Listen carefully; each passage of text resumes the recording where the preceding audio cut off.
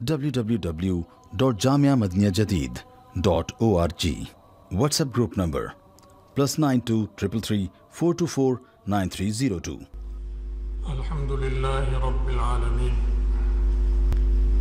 والصلاة والسلام على خیر خلقہ سیدنا و مولانا محمد وآلہ واصحابہ اجمعین. اما بعد. حضرت ابو سعید خدری رضی اللہ تعالی عنہ فرماتے ہیں کہ آقا نامدار صلی اللہ علیہ وسلم نے ارشاد فرمایا ہے ما من نبی الا ولہ وزیران، کہ جو بھی نبی آئے ان کو دو وزیر دیے گئے. من اہل السماء، آسمان سے، جو آسمان پر رہتے ہیں فرشتے، ان میں سے وزیر بنائے جاتے ہیں نبی کے. وہ وزیران من اہل الارض، اور دو وزیر جو ہوتے ہیں وہ زمین والوں میں سے ہوتے ہیں.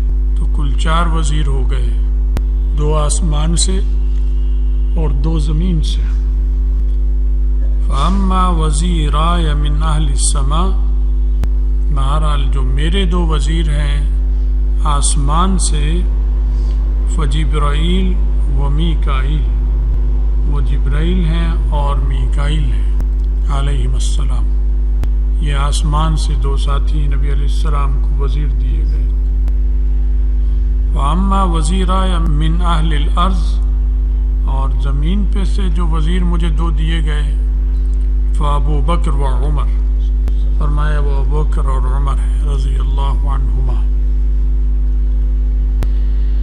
تو زمین پہ سے وزیر ہونا تو سمجھ میں آتا ہے کہ کوئی یہاں زمین پر جب وہ بڑا بن گیا تو زمین پر سے اس کا کام ہے، زمین پہ ہی وزیر ہونے چاہیے. تو آسمان سے وزیروں کی کیا ضرورت ہے؟ اس بات سے معلوم ہوا کہ رسول اللہ صلی اللہ علیہ وسلم کو جو اللہ نے عظمت اور بڑائی دی، وہ اہل زمین کے لیے جیسے ہے ایسے ہی اہل سما کے لیے بھی ہے. آسمان والوں میں بھی آپ کو برتری دی اور سب کا سردار بنایا. جیسے زمین پر برتری دی اور سب کا سردار آپ کو بنا دیا، تو سردار کے لیے وزیروں کی ضرورت ہوتی ہے بادشاہ کے لیے. تو چونکہ زمین کے بادشاہ ہیں تو 2 وزیر زمین سے چاہیے. تو وہ 2 وزیر ہو گئے، ایک ابو بکر اور ایک عمر رضی اللہ عنہما. اور آپ اہل سما کے بھی سردار اور بادشاہ ہیں، تو پھر اس لیے اہل سما سے بھی 2 وزیر چاہیے. تو اہل سما میں سے 2 وزیر، یہ 2 بڑے فرشتے جو تھے، یہ اللہ تعالیٰ نے مقرر فرمائے بطور وزیر حضرت محمد رسول اللہ صلی اللہ علیہ وسلم. اور چونکہ جو ہدایات نبی کے قلب پر آتی ہیں وہ اوپر سے آتی ہیں، وہ زمین کے اندر سے نہیں آتی کہ زمین کے نیچے سے آئیں یا زمین میں سے آئیں، وہ آسمان سے آتی ہے. تو ان کو لانے لے جانے کا کام، اس کی ضرورت وہ ابو بکر اور عمر نہیں کر سکتے رضی اللہ عنہما. وہ آسمان پہ نہیں جاتے، نہ آتے، نہ جا سکتے تھے، نہ آ سکتے تھے. اللہ نے اس قسم کی قدرت انسان کو نہیں دی ہے. تو وہ تو زمین کے کاموں کے لیے، اس لیے ان کو تو وزیر نہیں بنا سکتے تھے. تو چونکہ وہ اوپر سے نیچے آنے ہوتے ہیں احکامات، تو وہ فرشتے لاتے ہیں، تو سب سے بڑے فرشتے مقرر کر دیے کہ یہ وزیر جاؤ.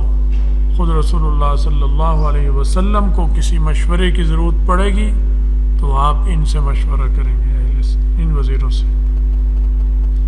اب وہ جو آسمان سے احکامات آتے ہیں نبی علیہ السلام کے قلب اطہر پر، وہ اہل عرض کے لیے آتے ہیں، زمین پر پھیلانے کے لیے آتے ہیں، نافذ کرنے کے لیے آتے ہیں.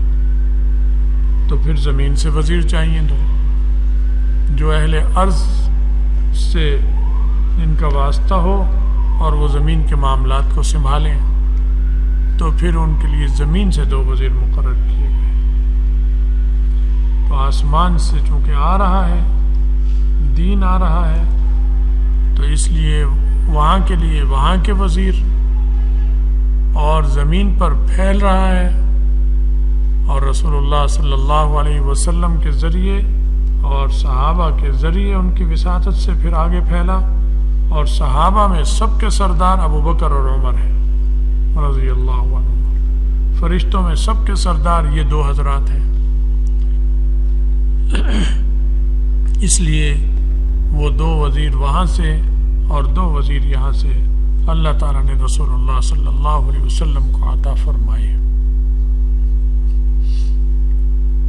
اور فرشتہ جو ہے وہ ہر ایک کے پاس نہیں آتا جاتا، اللہ تعالیٰ نے نبیوں کے لیے رکھا ہے کہ وہ ان پہ وحی کرتا ہے، لیکن ابو بکر اور عمر وہ ہر آدمی سے ملیں گے، اور ہر آدمی ان سے مل سکتا ہے، ان کی خدمت میں جا سکتا ہے، کافر بھی جائے گا، مسلمان بھی جائے گا، مرد بھی جائے گا، عورت بھی جائے گی، لیکن فرشتہ وہ ہر انسان سے رابطہ نہیں کرتا۔ لہذا لوگوں کے لیے اس لیے بھی ضرورت پڑی کہ یہاں کے لیے وزیر ہونے چاہیے، اور وہ بہت سارے تھے۔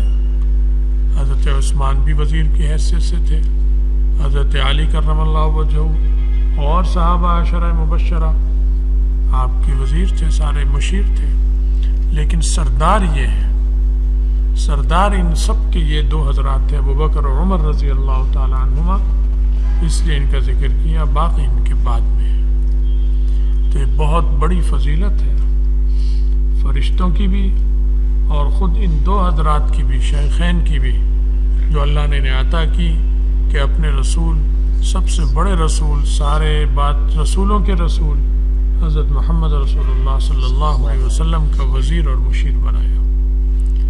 لہذا ان کی توقیر، ان کا احترام ہر مسلمان پر واجب ہے۔ تمام صحابہ کرام کا احترام اور ان کی توقیر ہر مسلمان پر واجب ہے۔ ان کی توہین اور اہانت یہ اسلام کی بنیاد پر چوٹ ہے، چوٹ مار رہا ہے۔ جیسے کوئی اگر کسی نے صحابی کی توہین کی یا انہیں برا بھلا کہا تو وہ ایسے ہے جیسے اس نے اسلام کی بنیاد کو نقصان پہنچانے کی کوشش کی۔ بہت بڑا گناہ، بہت بڑا وبال، اور بڑا، اگر بغیر توبہ کے مر گیا تو آخرت میں بہت برا معاملہ ہے اس کے ساتھ۔ اللہ تعالی ہمارے دلوں میں ان حضرات کی محبت اور عقیدت اور احترام عطا فرمائے، ہمارے ایمان کو مضبوط اور کامل بنائے، ہم سب کا خاتمہ ایمان پر فرمائے، اور آخرت میں رسول اللہ صلی اللہ علیہ وسلم کی شفاعت اور ان کا ساتھ نصیب فرمائے۔ وآخر دعوانا ان الحمد للہ رب العالمین۔